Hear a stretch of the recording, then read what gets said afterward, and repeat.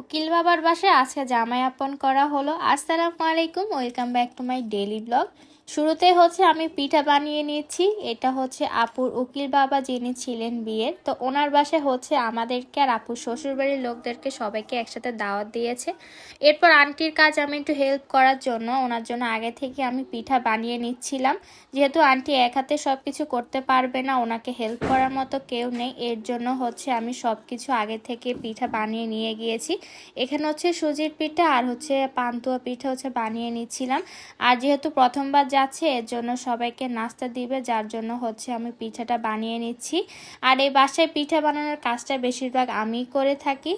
এরপর কাজগুলো সুন্দর মতো আগায় রাখার জন্য আমি আগে থেকে পিঠাগুলো কেটে বক্সে বক্সে নিয়ে যাচ্ছি। যেহেতু আমি যাব একসাথে সহকারে আর কি পিঠাগুলো নিয়ে যাব। যাওয়ার সাথে সাথে দেখতে পেলাম যে রান্নাবান্না প্রায় শেষ পর্যায়ে চলে এসেছে। এখানে